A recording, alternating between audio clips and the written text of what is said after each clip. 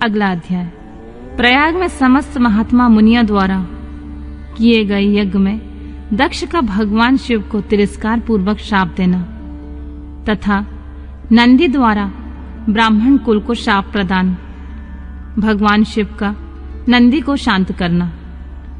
ब्रह्मा जी कहते हैं, नारद, पूर्व काल में समस्त महात्मा मुनि प्रयाग में एकत्र हुए थे।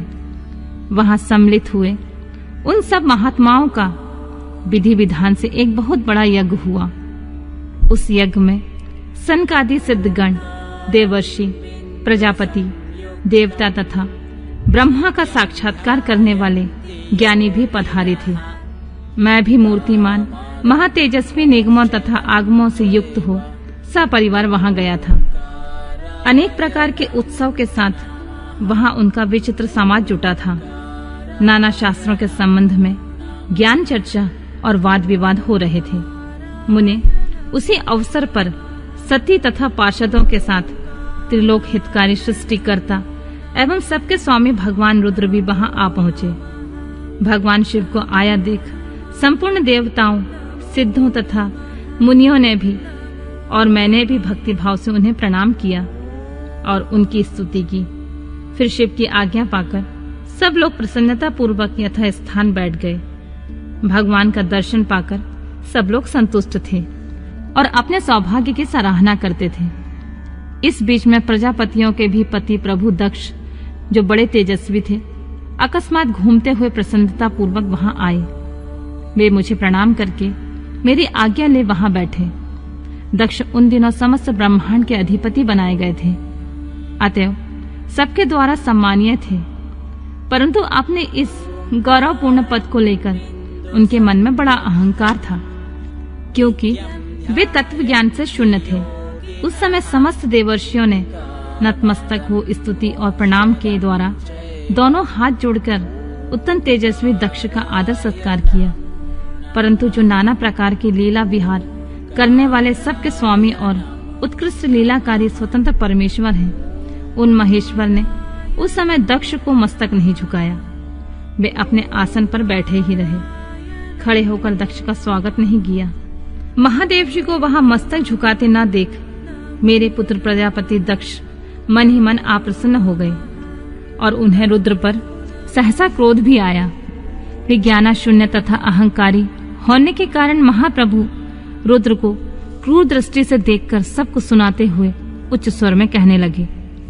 दक्ष ने कहा कि सब देवता, असुर, श्रेष्ठ ब्राह्मण तथा ऋषि मुझे विशेष रूप से मस्तक झुकाते हैं, परंतु वह जो प्रेतों और पिशाचों से घिरा हुआ महामनस्वी बनकर बैठा है, वह दुष्ट मनुष्य के समान क्यों मुझे प्रणाम नहीं करता।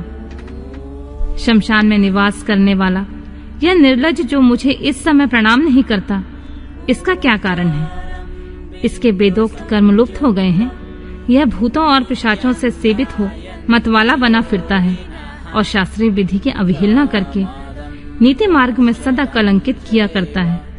इसके साथ रहने वाले या इसका अनुसरण करने वाले लोग पाखंडी, दुष्ट, पापचारी तथा ब्राह्मण को देखकर उद्दंडता पूर्वक उसकी निंदा करने वाले होते हैं। यह स्वयं ही स्त्री में आसक्त रहने वाला तथा रति कर्म में दक्ष है, अतः मैं इसे शाप देने को उद्यत हुआ हूँ। यह रुद्र चारों वर्णों से पृथक और कुरूप है, इसे यज्ञ से बहिष्कृत कर दिया जाए।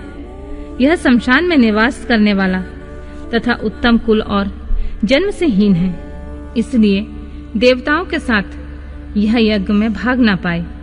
ब्रह्मा जी कहते हैं, नारद, दक्ष की कही हुई यह बात सुन भृगु आदि बहुत से महर्षि रुद्रदेव को दुष्ट मानकर देवताओं के साथ उनकी निंदा करने लगे। दक्ष की यह बात सुनकर नंदी को बड़ा रोष हुआ, उसके नेत्र चंचल हो उठे और वे दक्ष को शाप देने के विचार से तुरंत इस प्रकार बोले। नंदीश्वर ने कहा, अरे महामूढ़, दुष्ट बुद्धि षट दक्ष, तूने मेरे स्वामी महेश्वर को यज्ञ से बहिष्कृत क्यों कर दिया? जिनके स्मरण मात्र से यज्ञ सफल तथा तीर्थ पवित्र हो जाते हैं, उन्हें महादेव को तूने शाप कैसे दे दिया?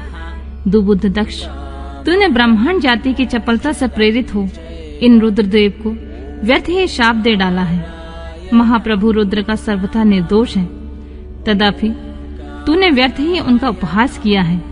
ब्राह्मण धम, जिन्होंने इस जगत की सृष्टि की है, जो इनका पालन करते हैं और अंत में जिनके द्वारा इनका संहार होगा, उन्हीं इन महेश्वर रूप को तूने शाप कैसे दे दिया है। नंदी के इस प्रकार फटकारने पर प्रजापति दक्ष रोष से आग बबूला हो गए और उन्हें शाप देते हुए बोले, अरे रुद्रगणों, तुम सब लोग वेद से बहिष्कृत हो जाओ, वैदिक मार्ग से भ्रष्ट तथा महर्षियों द्वारा परित्यक्त हो पाखंडवाद में लग जाओ और शिष्टाचार से दूर रहो। सिर पर जटा और शरीर में भस्म एवं हड्डियों के आभूषण धारण करके मद्यपान में आसक्त रहो। जब दक्ष ने शिव के पार्षदों को इस प्रकार शाप दे दिया, तब उस शाप को सुनकर शिव के प्रिय भक्त नंदी अत्यंत रोष के वशीभूत हो गए। शिलाद पुत्र नंदी भगवान शिव के प्रिय पार्षद और तेजस्वी हैं। वे गर्व से भरे हुए महादुष्ट दक्ष को तत्काल इस प्रकार उत्तर देने लगे। नंदीश्वर बोले, अरे शठ, दुबुद्धि दक्ष, तुझे शिव के तत्व का बिल्कुल ज्ञान नहीं है, अतः तूने शिव के पार्षदों को व्यर्थ ही शाप दिया है। अहंकारी दक्ष, जिनके चित्त में दुष्टता भरी है, उन भृगु आदि ने भी ब्राह्मण तत्व के अभिमान में आकर महाप्रभु महेश्वर का उपहास किया है। अतः यहाँ जो भगवान रुद्र से विमुख तुझ जैसे दुष्ट ब्राह्मण विद्वान हैं, उनको मैं रुद्र तेज के प्रभाव से ही श्राप दे रहा हूँ। तुझ जैसे ब्राह्मण कर्म फल के प्रशंसक वेदवाद में फंसकर वेदों के तत्व ज्ञान से शून्य हो जाएं। वे ब्राह्मण सदा भोगों में तन्मय रहकर स्वर्ग को ही सबसे बड़ा पुरुषार्थ मानते हुए स्वर्ग से बढ़कर कोई दूसरी वस्तु नहीं है, ऐसा कहते रहे और क्रोध, लोभ तथा मद से युक्त निर्लज्ज भिक्षुक बने रहें। कितने ही ब्राह्मण वेद मार्ग को सामने रखकर शूद्रों का यज्ञ कराने वाले और दारिद्र होंगे, सदा दान लेने में लीन रहेंगे। दूषित दान ग्रहण करने के कारण वे सबके सब नरकगामी होंगे। दक्ष, उनसे यह कुछ ब्राह्मण तो ब्राह्म राक्षस भी होंगे, जो परब्रह्मा शिव को सामान्य देवता समझकर उनसे द्रोह करता है, वह दुष्ट बुद्धि वाला प्रजापति दक्ष तत्व ज्ञान से विमुख हो जाए। यह विषय सुख की इच्छा से, कामना रूपी कपट से युक्त धर्म वाले गृहस्थ आश्रम से आसक्त रहकर कर्म कांड का तथा कर्म फल के प्रशंसा करने वाले सनातन वेदवाद का विस्तार करता रहे।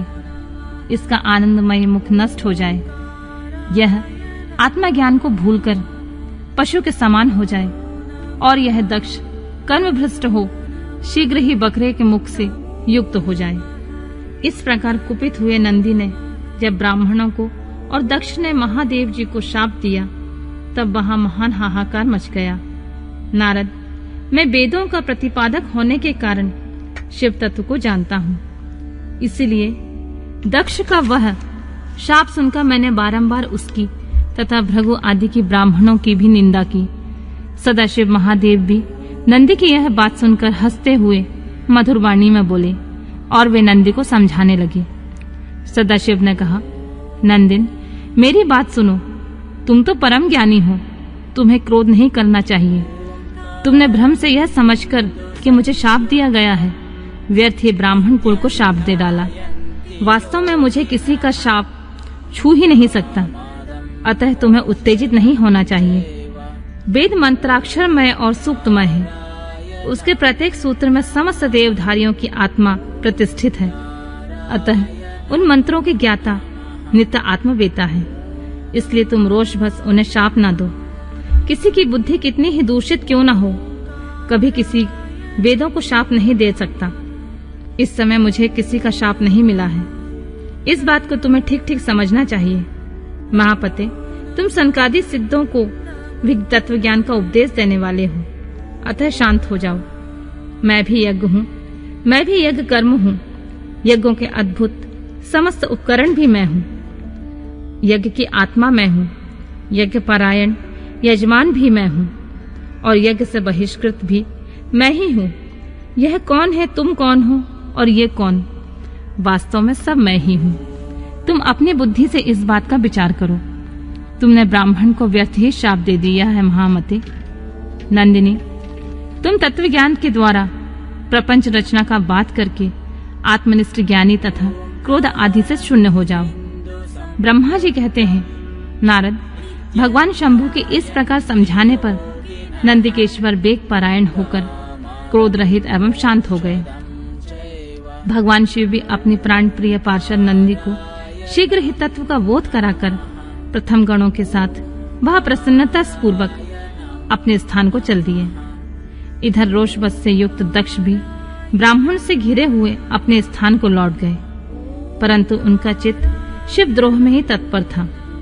उस समय रुद्र को शाप दिए जाने की घटना का स्मरण करके दक्ष सदा महान रोष से भरे रहते थे।